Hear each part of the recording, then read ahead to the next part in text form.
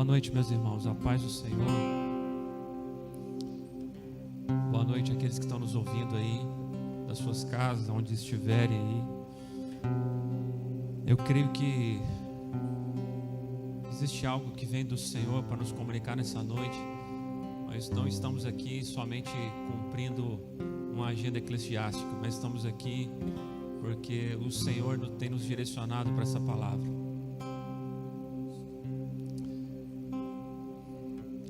Esses dias, queridos, eu tenho refletido muito sobre os absolutos de Deus. E louvo a Deus pela inspiração dos irmãos hoje, que já começaram adorando ao Senhor, declarando os seus absolutos para Deus. Nós cantamos aqui hoje que nada vai nos separar do nosso amor, do seu amor, aliás. Quando a gente está falando nada, nós estamos estabelecendo um absoluto. Eu até brinco aqui que as mulheres têm essa habilidade, né, com seus maridos, né? Nunca, nada, toda vez. Brincadeira mesmo. Mas eu creio que o Senhor, assim como o Senhor estabelece alguns absolutos dele para nós, em certos momentos nós também estabelecemos alguns absolutos para Deus, e que muitas vezes Ele mesmo coloca em prova para nós mesmos, para nós entendermos se esse absoluto é de fato um absoluto.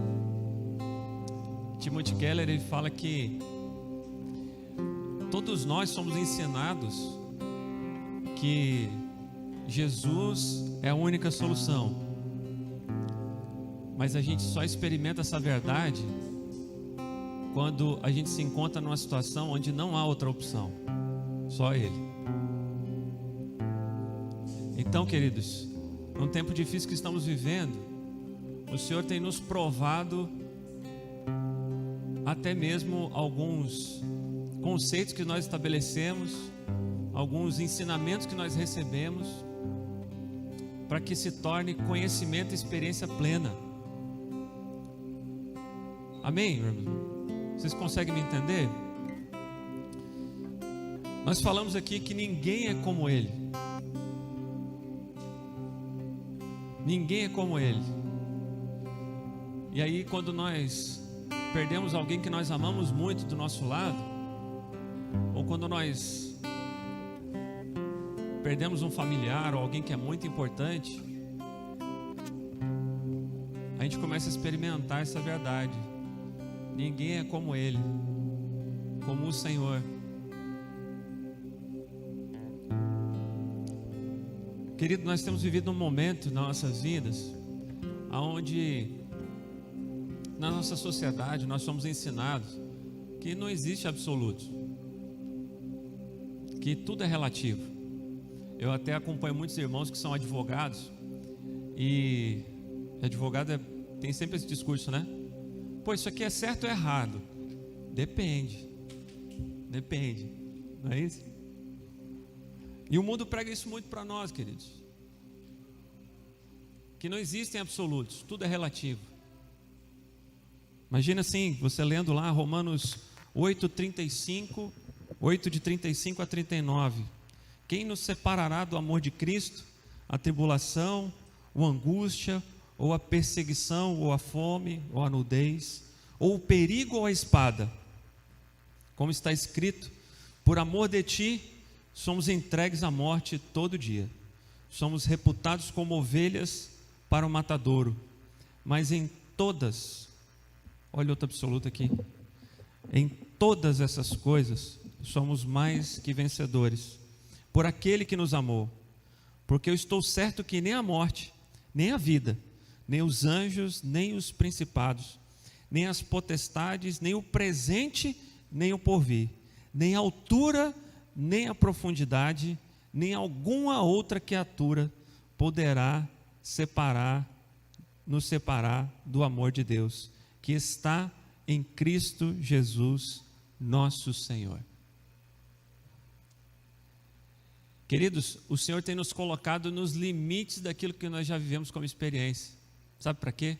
Para que a gente dê mais um passo e encontre uma nova perspectiva de vida. Quando Deus fala que a nossa vida é desenvolvida de fé em fé, Ele está falando para nós que existe um processo. E nós estamos vivendo um tempo difícil, um alto preço que a humanidade tem pago por esse tempo, mas ao qual muito das coisas que a gente foi ensinado, nós estamos sendo, de fato, empurrados para uma experiência. Se você for ler o conceito judaico, até do original da palavra de conhecimento, é diferente do conceito do grego que nós estamos acostumados. Para o grego, se algum especialista estudar algum assunto e dizer que determinada verdade, aquilo é verdade. E pronto. Eu não preciso voltar lá e estudar de novo, porque ele já disse que é verdade. Agora o judeu não. O conhecimento, ele se dá num somatório do entendimento pela experiência. Eu já até falei aqui com vocês já em algum momento isso. É semelhante a alguém que chega para você, aqui o pessoal gosta muito de pimenta, né? Eu estou aprendendo aqui com vocês, e alguém te fala assim, olha, essa pimenta aqui é muito ardida. Quem tem o seu entendimento baseado no grego, ok, é muito ardida e pronto, bota um rótulo, isso aqui é muito ardido. Para o judeu, ele vai pegar, fala, ok, entendi que é muito ardido, me dá aqui. Ele vai colocar um pouquinho na mão e vai experimentar. E vai descobrir o que de fato é ardência para você. Essa é a proposta de Jesus, entende? Por isso que muitas vezes nós somos colocados dentro dessa condição desse texto.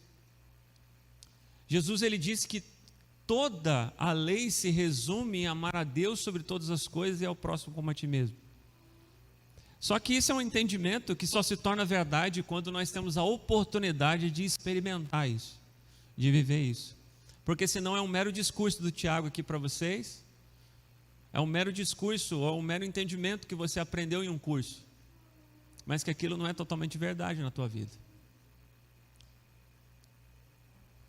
Eu tenho visto, queridos, que muitas pessoas hoje têm vivido um tempo até mesmo de confusão, como se alguma nuvem cinza tivesse sobre a mente, questionando até aquilo que Deus já prometeu, questionando aquilo que ele já experimentou em Deus, questionando até se aquilo que está na palavra, pô, será que isso é verdade mesmo? Porque eu não estou vivendo isso. Por que será, queridos?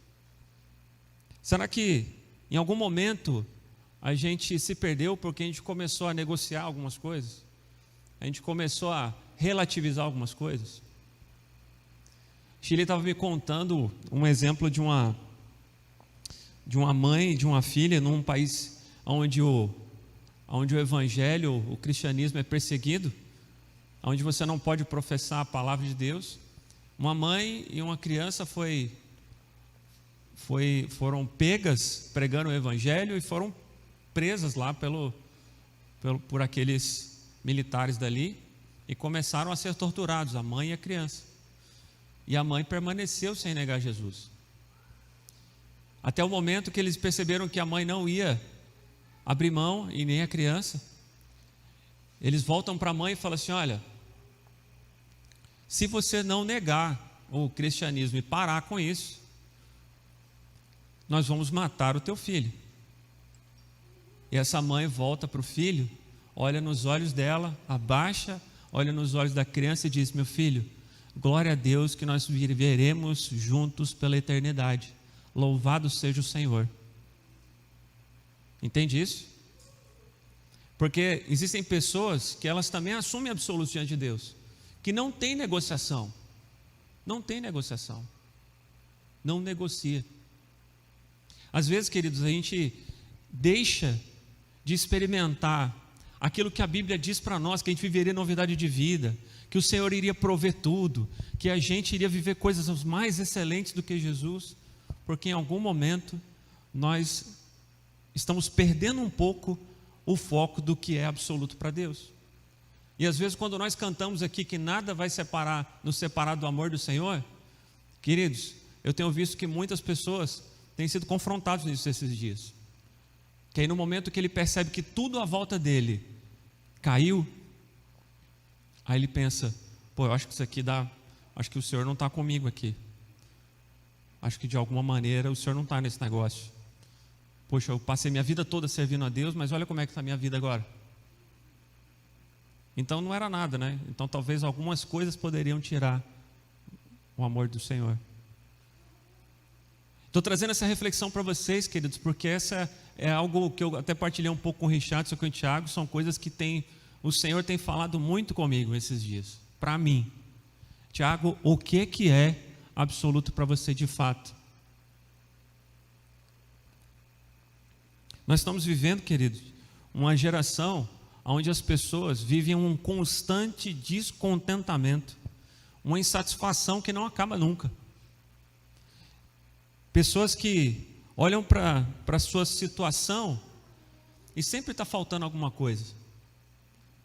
Imagina assim, uma vez, eu já contei esse testemunho aqui, eu quando era jovem, na idade do meu filho ali, com 16 para 17 anos, eu comecei a pensar em trabalhar, eu estava estudando e comecei a fazer planos e projetos. Meu pastor na época me orientou isso, disse, meu filho, faça planos e projetos e apresente diante do Senhor.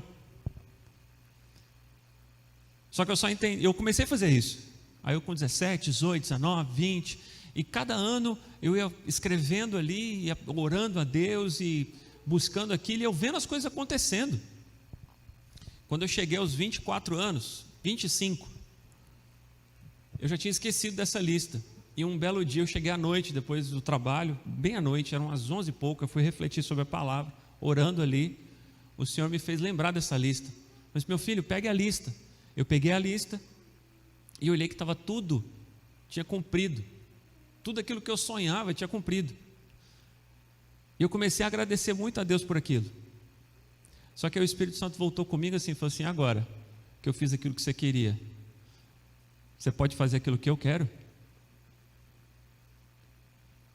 Então, quando o meu pastor falou comigo, olha Tiago, apresenta diante dele, não era uma questão de eu encontrar um patrocinador, mas era uma questão de eu sujeitar aquilo a Deus, se de fato era aquilo que Ele queria fazer comigo.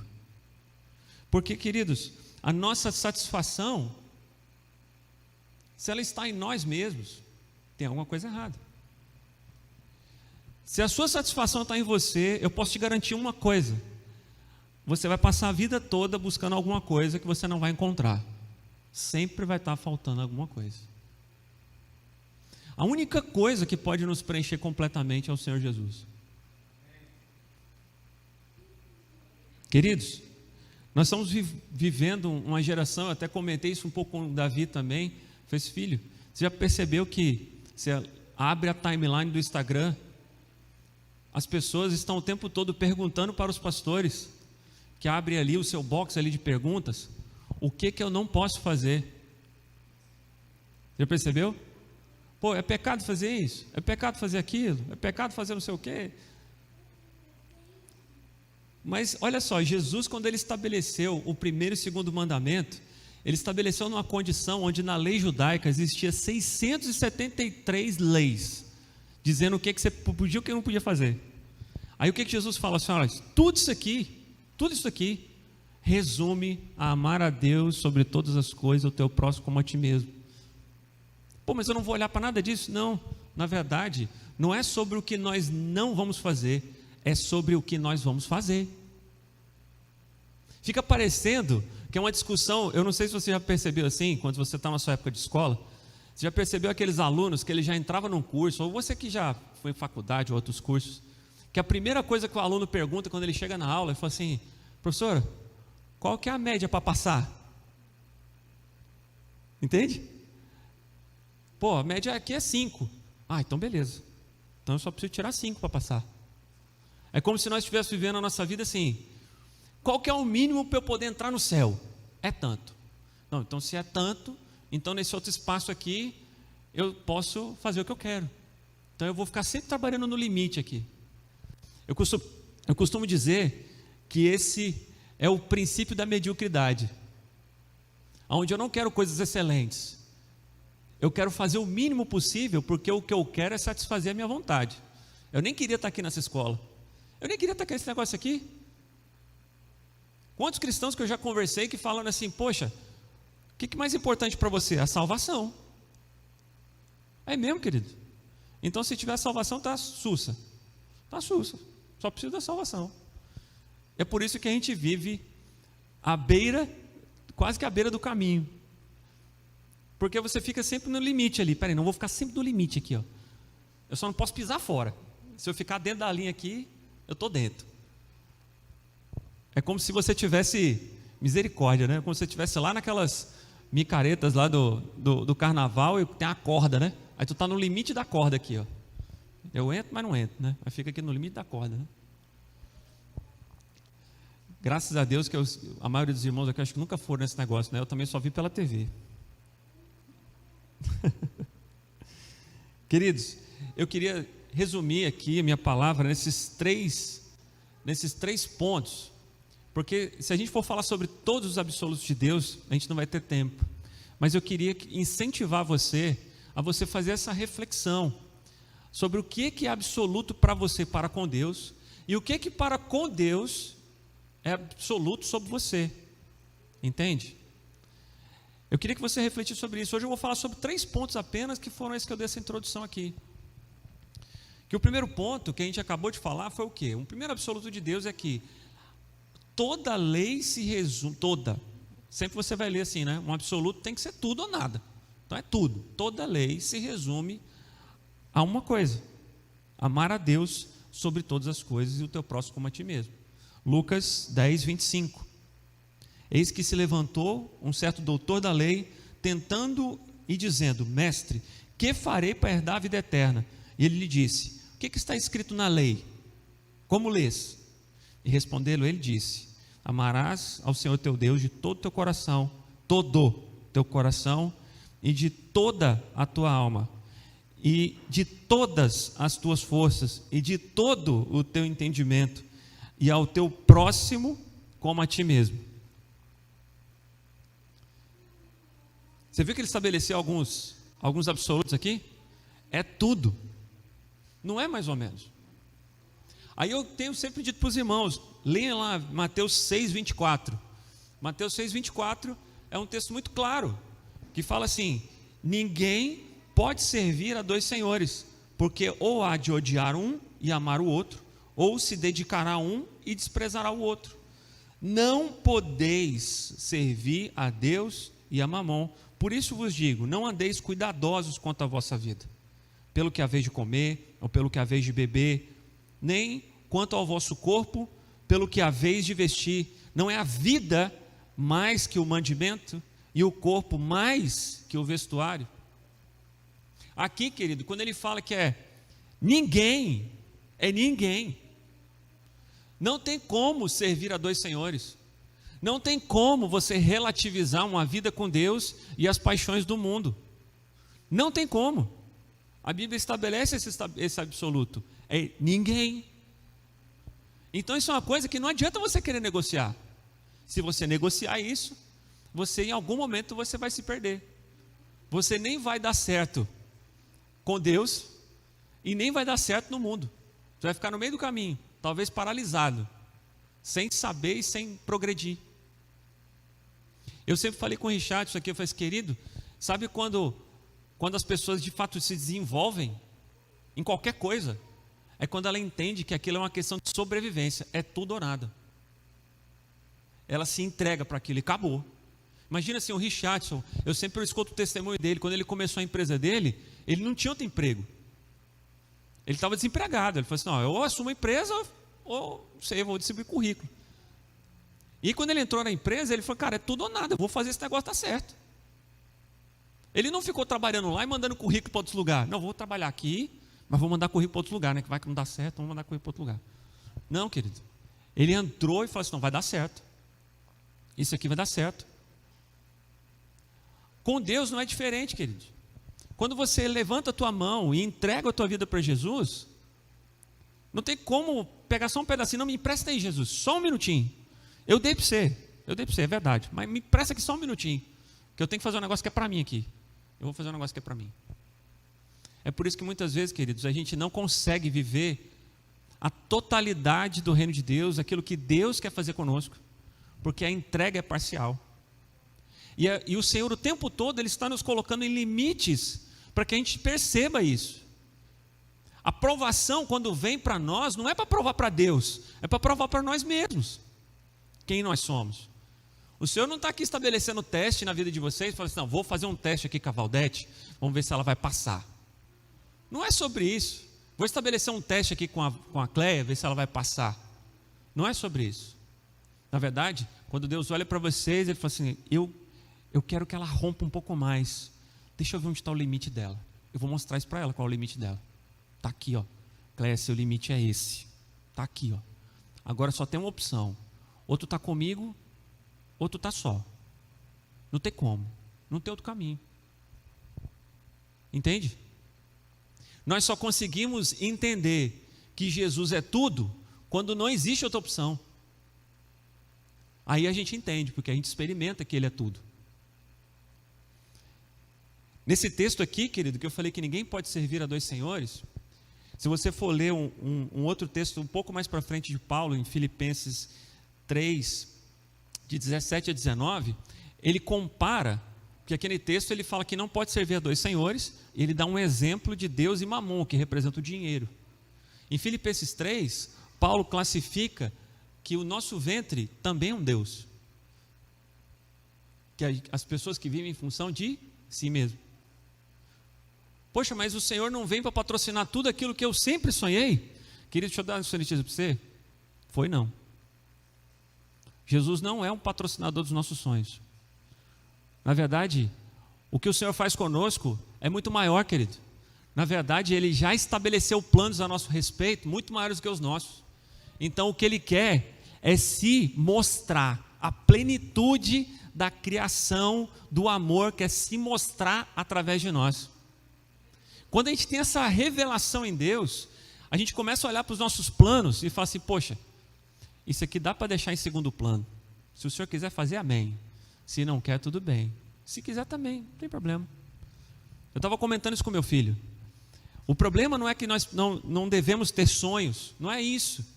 Na verdade, nós não podemos viver em função dos nossos projetos, mas aquilo que Deus está falando para nós. Isso precisa estar sujeito, pode até ser, e eu sempre encorajo os irmãos, que o nosso coração, quando arde para alguma coisa, pode ser o Espírito Santo te despertando para algo, mas sujeita a Ele, é isso, Espírito Santo. Agora, meu querido, se Ele falar assim, é isso, aí tu vai, se lança, como alguém que nunca pulou de paraquedas e pula de um avião. Tu entende? Imagine assim, quando a gente fala a respeito de amar a Deus sobre todas as coisas, nós estamos falando justamente sobre a mortificação das obras da carne. Perceba assim, Jesus, quando Ele chega para Pedro, na primeira convocação aos discípulos, qual a primeira coisa que Ele faz? A primeira coisa que Ele faz, Ele supre a necessidade deles. Vocês lembram disso? Jesus, Ele chega, os barcos estão chegando, Pedro está chegando com a galera dele, depois de uma noite de pescaria sem nada. Aí Jesus fala com ele assim, ó, lança a rede ali. Aí eles lançam e fazem a melhor pescaria da vida deles. Quando eles terminam aquilo, Jesus estabelece agora um novo caminho. Tu quer ser um pescador de homens? Então larga tudo isso aí e vem comigo. Então não é sobre simplesmente suprir as nossas necessidades, porque o Pai bem sabe tudo que nós precisamos, mas é sobre abrir mão de nós mesmos, daquilo que nós sonhamos, daquilo que nós esperamos para nós, para vivermos de fato a vida de Jesus. Queridos, se Jesus Ele deu a vida por nós, não é justo que nós vivamos a nossa vida para nós mesmos. Não é justo. Você concorda comigo? Posso ouvir um amém? Amém.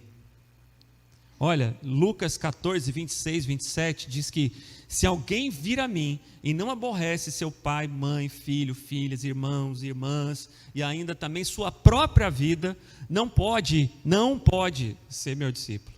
E qualquer que não leva a sua cruz e não vier após mim, não pode ser meu discípulo. E o que é ser discípulo de Jesus? É viver a vida dele, é ser como ele. Eu sempre disse aqui para os irmãos, quando a gente estava falando em relação à igreja, Jesus, quando ele vem fazer sua obra, ele não vem simplesmente e vai para a cruz. E ele também não só chama discípulos para participar da sua obra, na verdade ele se multiplica nos discípulos. E por isso nós estamos aqui hoje. Ele não só foi para a cruz, mas ele se multiplicou nos discípulos. Então, queridos, eu nasci em Deus num momento onde o evangelho era aquele remédio amargo necessário. Eu não sei se alguém viveu isso. E eu quero dizer para vocês que o que eu estou tentando mostrar para vocês é que o evangelho, na verdade, é uma boa notícia do reino, a qual a gente jamais ainda não experimentou aquilo que de fato é expressão do reino através de nós completamente. E a proposta do Senhor é: a partir de agora vocês vão começar a experimentar isso, até que o dia, em letra maiúscula, o dia do Senhor venha e nós possamos viver o reino em sua plenitude. Só que muitas vezes, queridos, a gente não está interessado em viver o reino de Deus. Nós estamos interessados em viver o nosso reino. Se o nosso reino está bem, então eu estou bem com Deus. Mas se o nosso reino não está bem, então eu não estou bem com Deus. Vocês entendem isso? Enquanto a gente não sair desse paradigma, queridos, a nossa vida vai ficar travada. A nossa vida não deslancha.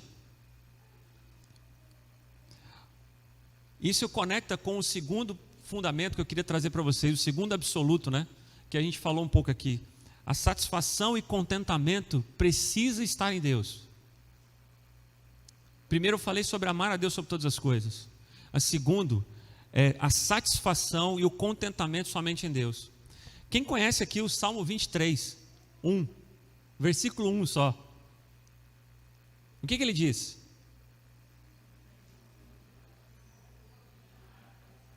O Senhor é o meu pastor, nada me faltará. Por quê? Porque Ele é suficiente. Ele é suficiente, eu não preciso de mais nada. Eu só preciso dEle. Pô, Tiago, mas eu preciso comer. Eu falei assim, isso é com Ele, eu preciso dEle. Se ele quiser que eu morra de fome, eu vou morrer de fome, não tem problema não. Ele é suficiente para mim. Porque eu já entendi que o meu tempo aqui na terra é só um momento. Eu vou viver a eternidade com Ele. Não tem nada que vai me tirar isso. Tu entende isso? A gente vem falando sempre sobre a adoção a qual Deus estabeleceu sobre nós. Nós fomos adotados por Ele como filhos, nós fomos escolhidos por Ele. Ele nos adotou. Ele olhou para você e falou assim: Richardson, eu quero você como meu filho.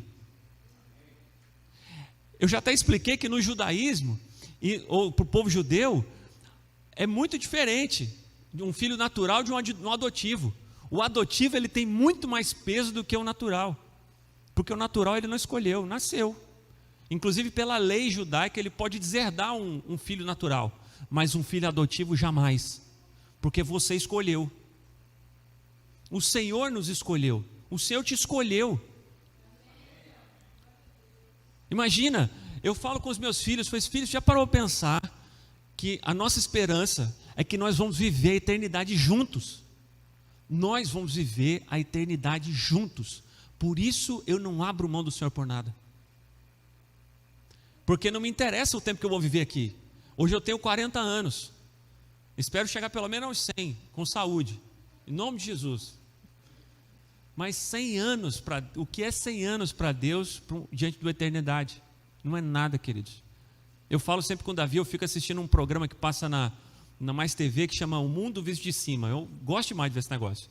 Que ele fica contando de vários países do mundo, fazendo sobrevoo. Eu não posso ir para o mundo inteiro, então eu fico assistindo como é que é os mundos lá, e o pessoal, como é que é o mundo todo. E o pessoal vai contando as histórias, né? Aí eles botam assim, não, um castelo construído em 600 anos de Cristo. Eu falei assim, poxa, 600 anos antes de Cristo. Nós estamos no ano de 2021. E a desgrama do trem está lá ainda. Olha só. Eu fico impressionado com essas coisas da história. Mas aí eu fico pensando, eu falei assim, o que são, sei lá, 2.800 anos diante de uma eternidade? O que o Senhor vai fazer conosco na eternidade? Eu não sei, querido. Eu só sei que eu quero viver com você na eternidade. Eu quero chegar lá no céu, encontrar o Richard e falar assim, mano, nós vamos viver junto a eternidade. Eu quero chegar com meu filho, com a Shirley, com o Lucas, com o Davi na eternidade e falar assim, nós vamos viver na eternidade junto. Não me importa esse tempo aqui. Eu até falo com eles, eu falo assim, meus filhos, vocês precisam se preparar porque vai chegar o dia onde o papai e a mamãe não vai estar aqui. Por um breve momento. Mas na eternidade nós vamos viver juntos. Isso é o que importa. Então, como é que eu posso estabelecer um contentamento diferente disso? Aí você imagina assim, poxa, mas meu sonho era ter um carro zero. Eu nunca nem tive um carro. Aí você fica triste por causa disso. Querido, isso corrói. Isso a traça corrói, isso vira ferrugem. Eu até brinco com meu filho assim, quando eu tinha 18 anos, 17 para 18 anos, que eu sonhava com um carro. Pelo carro, eu me apaixonei tanto pelo carro que o Senhor me fez eu dar ele. Entende? E quando eu olho para o carro hoje, é nada, sabe? Eu falo assim, pô, mas não é nada aquele negócio, né? E para mim foi um negócio de outro mundo. Queridos, tudo passa nessa vida, menos o Senhor. Imagina que lá, olha só, Provérbios 15:8 fala assim, ó, o sacrifício dos ímpios é abominável ao Senhor, mas a oração dos retos é o seu contentamento. Aonde está o seu contentamento? Uma vez eu fiz um exercício mental aqui com os irmãos, falei, queridos, se hoje, imagina que, sei lá, eu fui muito abençoado, eu ganhei na Mega Sena da virada. Aí eu chego aqui e falo, quantos irmãos tem aqui? Nós temos 20, né? Queridos, eu vou dar 2 milhões para cada um aqui, acho que dá, né? Mas dá até sobra, né? Dá até mais, né? Vou dar 3 milhões para cada um aqui. Pá! Para cada um de vocês, ó. Tá aqui, ó. Giovana 3 milhões, para Deuseli 3 milhões, pro Carlos 3 milhões, para todo mundo aqui, 3 milhões para todo mundo. E aí? O que você vai fazer com isso? O que você vai fazer com isso? Você sai pela essa porta e fala assim, agora está tudo resolvido na minha vida, não preciso trabalhar mais nunca. Não preciso mais nem do Senhor. Já me abençoou já com tudo. Agora eu vou cuidar da minha vida, vou realizar os meus sonhos, vou viajar o mundo. Entende? Isso ajuda a gente a ter um termômetro. O que é mais importante para nós? O que de fato, aonde está o nosso contentamento de fato? Tenho certeza que os irmãos estão pensando, o que fazer com 3 milhões, né? Mas volta para cá. Volta para cá, meu irmão. Volta para cá. Depois você faz esse exercício. Pensem comigo.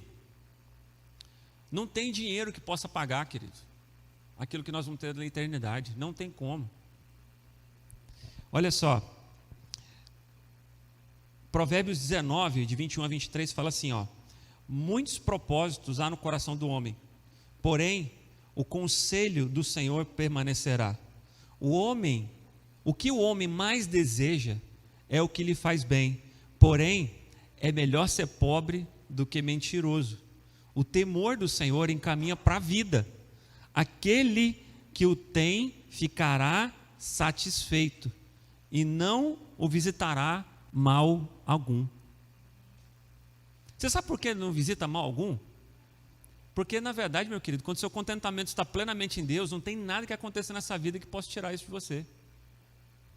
Aí você entende um pouquinho a perspectiva de Paulo, quando ele tinha sido açoitado, que ele tinha sido preso, perseguido, estava lá, aquela coisa toda com os irmãos, ele é jogado dentro de uma prisão, e ele junto com a galera lá começa a adorar a Deus. Eu, meu irmão, tu pode me arrancar os braços, pode me cortar inteiro, pode me jogar onde você quiser. A minha vida é como vapor que serve para o Senhor. Então eu vou continuar aqui a minha adoração a Deus. Tanto é que quando ele louva, adora o Senhor ali, com os irmãos, vem um terremoto, abre as cadeias, e o que ele faz? Ele sai correndo. Caramba, veio a bênção, vou sair correndo agora. Ele fica quietinho onde ele está. O que Deus quer fazer aqui agora? Entende? Queridos, eu quero dizer para vocês que o contentamento é muito diferente da acomodação. A questão é quando você estabelece o fundamento. Cara, meu contentamento é o Senhor. Mas quando a gente estabelece isso, quando a nossa suficiência em Deus estabelece é estabelecida em nós, ela vira fundamento para toda boa obra que nós fazemos. Porque é impossível começar a desenvolver a natureza de Deus e ficar inerte. É impossível. Algo vai arder no teu coração que você não vai conseguir parar. Que você vai conseguir segurar, porque a natureza de Deus está nascendo em você. 2 Coríntios 9:8 fala assim, ó, e Deus é poderoso para fazer abundar em vós toda a graça, a fim de que tendo sempre em tudo toda a suficiência, abundeis em toda a boa obra. Tu entendeu agora? Olha o que Paulo fala: se a minha suficiência está em Deus, se o meu contentamento é Ele, agora eu vou abundar em toda boa obra. Vocês estão conseguindo me entender? Vocês estão comigo? Queridos, o terceiro ponto aqui, eu queria deixar, é que fazer a vontade do Pai e realizar a tua obra é um absoluto de Deus, que é o que nos dá vida. Vocês lembram aqui que Jesus ele fala assim, ó, meu alimento é fazer a vontade do Pai e realizar a sua obra. O que ele está dizendo aqui? É que o que nos faz viver e nos desenvolver é esse alimento. A palavra, ela é alimento desde que eu coma. E eu só consigo comer se eu fizer a vontade do Pai e realizar a tua obra. Não adianta você ouvir o que eu estou dizendo para você e achar muito legal, pô, que bacana, estou aqui encorajado, mas voltar a continuar fazendo o que você fazia. Minha intenção aqui é provocar você uma reflexão, a qual a partir de amanhã, segunda-feira, eu falo assim, espera aí, eu preciso rever alguma coisa na minha vida. Eu estou aqui marcando passo. Eu estou perdendo tempo aqui. Eu estou aqui preso aqui com as minhas dúvidas, com a minha mente, talvez com as várias vozes da minha mente. Mas espera aí, se eu fui escolhida por Deus, se eu sou filha de Deus, e o Senhor ele opera em mim, Ele é suficiente em mim, Senhor, o que o Senhor quer que eu faça? Porque a minha vida não é mais minha, é sua. O que eu sei fazer é isso, ó. O que eu entendo que há de bom em mim, que o Senhor já me entregou até hoje, é isso, isso e isso. O que o Senhor quer fazer comigo com esse negócio aqui? Começa a refletir em Deus sobre essas coisas. Eu tenho falado muito isso com o Senhor. É lógico que, como eu já falei antes, não quer dizer que a gente não vá sonhar. A questão é, agora eu vou começar a sonhar e sujeitar os meus sonhos ao Senhor. Eu vou começar de uma maneira muito intencional, olhar aquilo que o Senhor já me entregou de bom e imaginar como eu posso compartilhar isso que Deus me deu. Vocês lembram que eu falei para vocês que Jesus tinha uma mania feia quando estava aqui na terra? Que tudo que botava na mão dele, ele compartilhava e dava para os outros, né? Eu brinco assim de mania feia, mas era lindo. Ele devia ser um princípio para nós. Tudo que ele entregava na mão de Jesus, ele partilhava e entregava, nem comia. Você lembra lá dos 5 pães e 2 peixinhos, né? Ele pega da graça e parte, nem come. Ele só partiu e distribuiu com o povo. Queridos, a vida como discípulo de Jesus, como eu falei, ela não é um remédio amargo necessário, mas é o que dá sentido à nossa vida. Muitas vezes as pessoas chegam e falam assim, pô, mas nada dá certo na minha vida. Nada dá certo na minha vida. Nada. Tudo que eu tento fazer dá errado. Glória a Deus por isso, querido. Porque talvez o Senhor ainda está te livrando para fazer aquilo que só você quer, que Ele não quer. Eu já disse para vocês várias vezes, eu acho que é o maior fracasso de um homem, de uma mulher, é dar certo no projeto errado. Porque você se perde com aquilo. Foi, pô, estou fazendo, está dando tudo certo. Aí já pensou você chegar diante de Jesus e falar assim, mas você nunca sujeitou isso para mim. Você nunca me apresentou isso. Não era isso que eu queria que você fizesse. Vocês lembram que o dom e a habilidade que eu entreguei para você foi esse? Lembro. Então por que você fez uma coisa diferente? Ah, porque estava dando certo. Será que toda porta que se abre é de Deus? Será que todo caminho que se mostra diante de você é de Deus? Eu posso te dar com certeza que não, querido. A compreensão daquilo que Deus pode fazer através de nós é algo tão maravilhoso, é ter essa revelação de que Deus pode fazer alguma coisa através de nós. O problema é que a gente tem um sentimento de autossabotagem muito grande. A gente olha para nós e fala assim, cara, eu não dou conta. Cara, se eu pegar um microfone ali, ficar na frente de uma câmera, os irmãos estão transmitindo na internet, vai ficar isso para sempre. E eu falar alguma bobagem ali, queridos, misericórdia, para com a autossabotagem. Estou falando que você tem que vir pregar aqui. Tu imagina assim, às vezes você olha para um irmão, olha para o lado, olha para o teu vizinho. Ah não, pô, tá tendo mó... Estou vendo a dificuldade dele, mas não vou tocar, né? Sei lá o que eu vou fazer. Meu filho, ora, minha filha.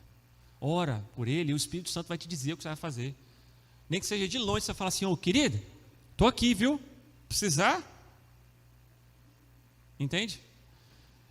Às vezes o Senhor vai te acordar com um desejo, fala assim, ô, pega uma cesta básica aí, leva para o teu vizinho aqui do lado. Eu falei, pô, mas não sei nem se ele está precisando. Eu falei assim, meu filho, leva, experimenta fazer alguma coisa. Eu estava contando com o Richard na mesa, que eu sempre repito isso com um pastor grande amigo meu, ele fala, o Franco, ele fala assim, que Jesus, no time de Jesus, ele só chamou pereba, só tem ruim. Vou começar comigo aqui, só tem nego mais ou menos, como o Leandro falou aqui, né? Não é que a gente é ruim, é porque a gente é pior do que a gente pensa. Mas a questão é que na nossa limitação e fragilidade é que o Senhor se mostra.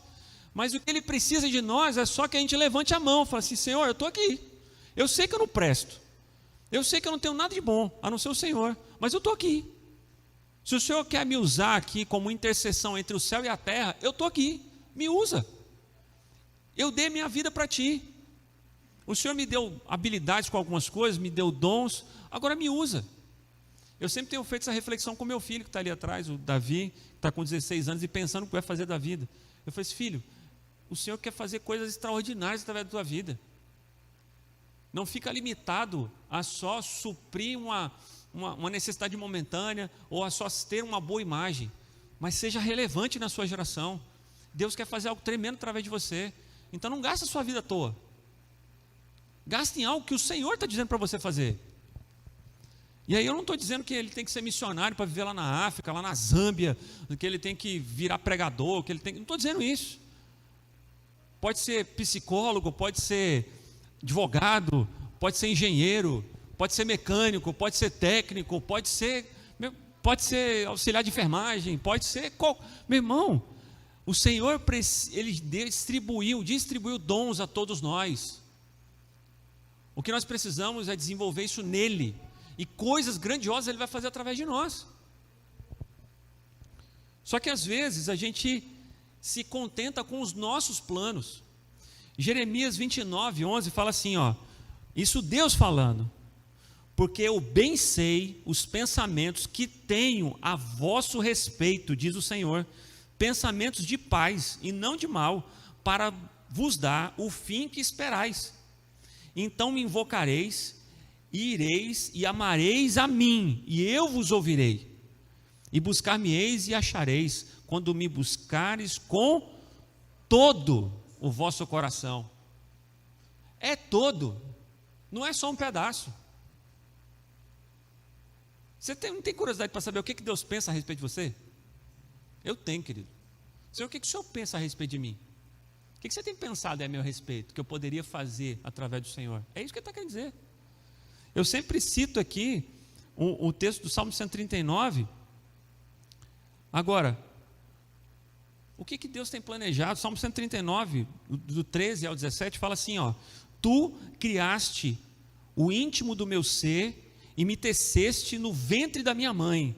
Eu te louvo porque me fizeste de modo especial e admirável. As tuas obras são maravilhosas, disso tenho plena certeza. Meus ossos não estavam escondidos de ti, quando em secreto fui formado e entretecido como nas profundezas da terra.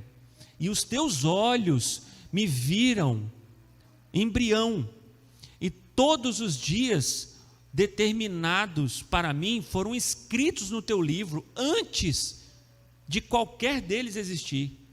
Como são preciosos para mim os teus pensamentos, ó Deus, como é grande a soma deles.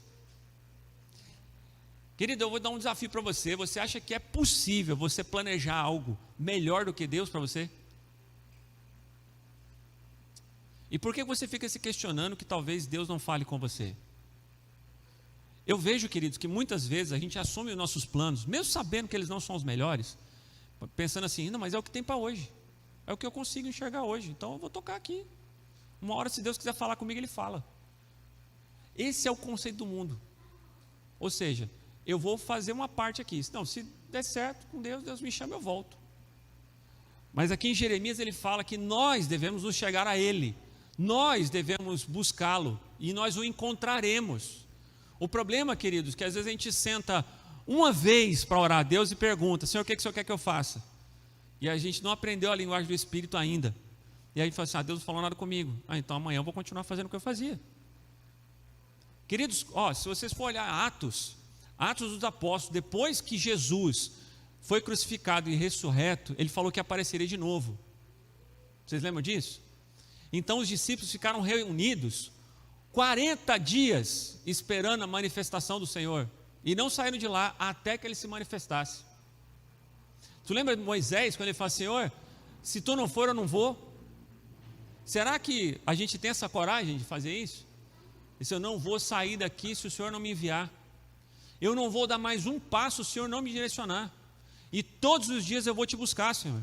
E vou apresentar a Ti aquilo que o Senhor já tem colocado no meu coração até que o Senhor me dê clareza. Lembra que eu falei para vocês que contentamento não significa acomodação. Não, eu estou contente aqui em Deus, vou ficar na boa, vou esperar. Vou sentar aqui no meu sofá, vou ligar um Netflix e vou esperar o que Deus vai fazer. Em nome de Jesus, queridos, não é isso que eu estou dizendo. O que eu estou dizendo para você é, persista no relacionamento entregue ao Senhor, persista em ouvir o Espírito Santo, insista em se entregar a Ele todos os dias. Creia que o que está escrito na palavra é 100% verdade real, não é 90%. Pode ser que o teu entendimento não alcance isso ainda. Tem coisas na Bíblia que eu leio e falo assim, gente, eu preciso de mais do Senhor, porque isso aqui eu não consigo alcançar ainda. Mas Senhor, eu me entrego nisso aqui. Se o Senhor está dizendo que vai fazer, eu não sei como, mas vai fazer, de algum jeito vai fazer. Vocês concordam comigo? Amém, irmãos? Querido, vença a mediocridade. Imagina você, o Espírito Santo agindo por intermédio de você.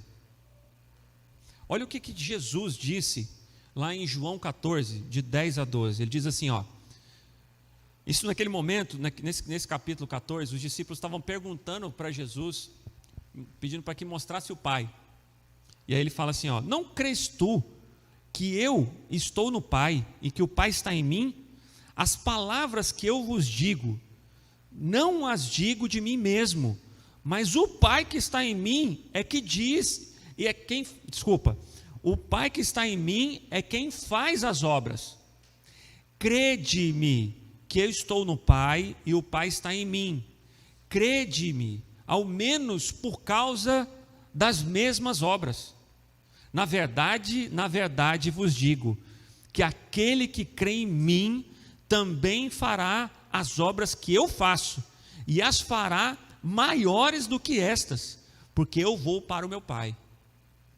Querido, você crê nisso? Você crê que não só você vai fazer as obras do Senhor, que o Senhor fazia, mas você ainda vai fazer essas obras ainda maiores? Tu imagina assim, Jesus, Ele orou, repartiu o pão e alimentou 5.000 pessoas. Você crê que você pode ser formado ali, vou lembrar da Shirley, você pode ser formado ali como um biólogo e descobrir um novo tipo de alimento que vai alimentar 100 milhões de pessoas no mundo? Esse tipo de coisa precisa arder no nosso coração. Entender que o Senhor, o que Ele disse, Ele ainda enfatizou, né? Até tem um irmão que eu fico brincando, eu falei assim, Jesus falou, na verdade, então antes Ele estava de brincadeira, agora só que é de verdade. Não, é porque Ele quis enfatizar. Ele falou assim, olha, tudo que eu falei para vocês é verdade, mas isso aqui, preste atenção, que vocês farão obras como as que eu fiz, e ainda farão ainda maiores. Às vezes, querido, a gente está procurando alguém para validar a gente. Eu estava falando com o Richard que o Senhor tem me confrontado sobre um termo que os cristãos usam muito hoje, que é sobre cobertura espiritual. Não, que eu preciso de uma cobertura espiritual. Falei, queridos, Jesus, quando ele veio para ser fundamento. Fundamento. Nem Jesus, que é o Filho de Deus, ele falou que ia ser cobertura espiritual nossa. Ele falou que seria o nosso fundamento. E que se nós estivéssemos fundados nele, nós faríamos obras maiores do que a dele. Quando alguém estabelece cobertura, alguém estabelece teto. O que é a cobertura desse lugar aqui? Ó? Esse teto, você só pode subir até aqui, tá bom? Eu não quero ser cobertura de ninguém. Eu quero ser a plataforma que vocês vão subir, como esse palco aqui, ou como esse aqui, para vocês fazerem coisas maiores do que eu já fiz. É isso que eu disse com meu filho. Eu falei, meu filho, o meu sonho é que você faça coisas maiores do que eu fiz. Você vai mais longe do que eu já fui. Nós precisamos sonhar essas coisas para os nossos irmãos. Nós precisamos sonhar isso, porque é isso que Jesus sonhava. Jesus, ele estabeleceu essa atenção para nós aqui. Queridos, você viu o que eu fiz aqui? Isso é só uma amostra. Vocês vão poder fazer coisas que eu fiz e ainda fará maiores.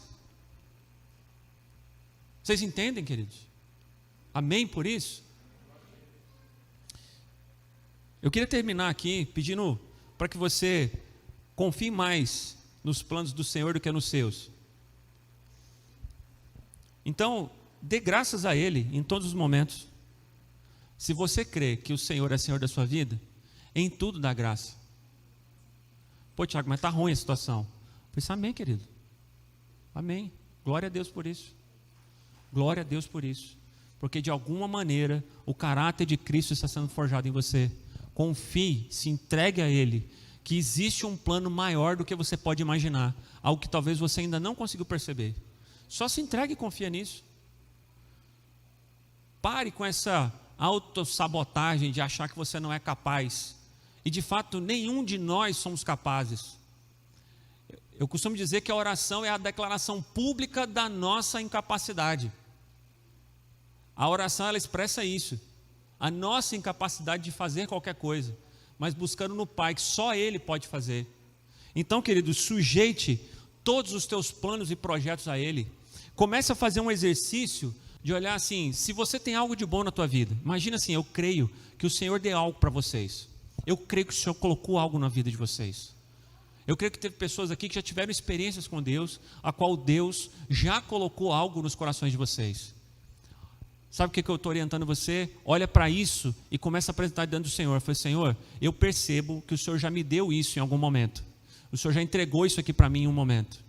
O que eu faço com isso agora? Eu quero partilhar. Eu quero repartir. Eu quero repartir aquilo que o Senhor me deu, essa habilidade que o Senhor me deu, esse dom que o Senhor desenvolveu em mim. Eu quero repartir. Eu quero desenvolver outras pessoas. Me ajuda. Me mostra como eu posso fazer. Comece esse exercício, querido. Prático.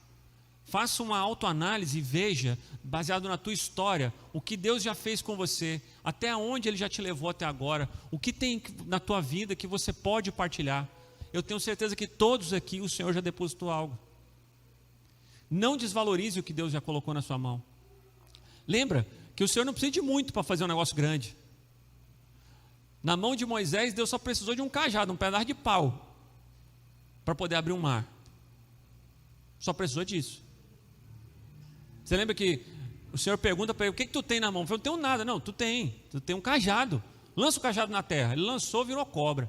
Pega na cobra agora. Pegou na cobra, virou cajado de novo. Estende o cajado no mar, que eu vou abrir. Às vezes você olha assim, pô, mas isso que eu tenho é tão pequeno. É tão pequeno. Mas o Senhor não precisa de muito não, querido. Ele só precisa da tua disposição. Eis-me aqui. Comece, queridos, como eu falei no início, a exercitar a demonstração do amor que você tem a Deus, praticando esse amor com o teu próximo. Demonstrando isso com o teu próximo e compartilhar aquilo que é teu, aquilo que você recebeu com o teu próximo, é uma demonstração de amor. Amém? Eu queria terminar aqui com um salmo. Salmo 90, 12 até o 17. Ensina-nos a contar os nossos dias de tal maneira que alcancemos corações sábios. Volta-te para nós, Senhor. Até quando? Aplaca-te para com os teus servos. Farta-nos de madrugada com a tua benignidade, para que nos regozijemos e nos alegremos todos os nossos dias. Alegra-nos pelos dias em que nos afligiste e pelos anos em que vimos o mal. Apareça a tua obra aos teus servos e a tua glória sobre os teus filhos. E seja sobre nós a formosura do Senhor nosso Deus, e confirma sobre nós a obra das nossas mãos. Sim, confirma a obra das nossas mãos. Salmo 90, Salmo 90, de 12 a 17. Amém, queridos? Eu queria concluir aqui. Reflete nesse texto. Existem dias maus, mas o Senhor, Ele nos alegra nesses dias, quando Ele traz a esperança a qual nós estamos esperando, aquilo que nós estamos esperando. Nosso tempo aqui é breve, nosso tempo aqui é só um momento, precisamos desfrutar desse tempo. O Evangelho, querido, é o que nos dá sentido na nossa vida.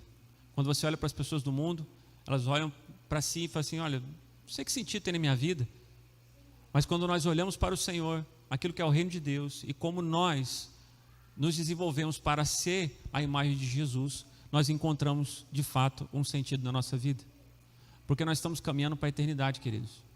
Pouco nós temos dito a respeito disso nesses dias, mas lembrem, nós estamos vivendo na firme esperança do dia do Senhor, ao qual Ele prometeu para nós. Então importa que nós possamos desfrutar bem o tempo que nós estamos vivendo. Poxa, Tiago, mas como é que eu vou desfrutar bem um momento de pandemia, pessoas morrendo, pessoas passando fome, pessoas perdendo emprego? Querido, para de olhar as circunstâncias que estão em volta de você. Começa a olhar como Deus olha para a terra. Os dias estão se abreviando. Então é tempo de nos alegrarmos e continuarmos perseverando naquilo que Deus fará através de nós. Se você for ver no Apocalipse, ao mesmo tempo que a desgraça do mundo aumenta, o poder sobre o corpo de Cristo começa a aumentar também. Isso é proporcional. Você quer participar disso, querido? Eu falo sempre com Davi, eu falo assim: meu filho, chegará dias ao qual quem andava de brincadeirinha com o Senhor não vai resistir. Mas nós precisamos nos preparar para isso. Nós precisamos nos entregar a Ele, assumir esses absolutos diante de Deus, ao qual nós dizemos para Ele, ao qual Ele também diz para nós. Reflita sobre isso, querido, amém? Eu queria terminar orando com você. Você que está em casa, eu até estou falando aqui com todos aqui, me perdoe se eu não me dirigi diretamente aí quem está em casa, mas estou pregando para você também, tá?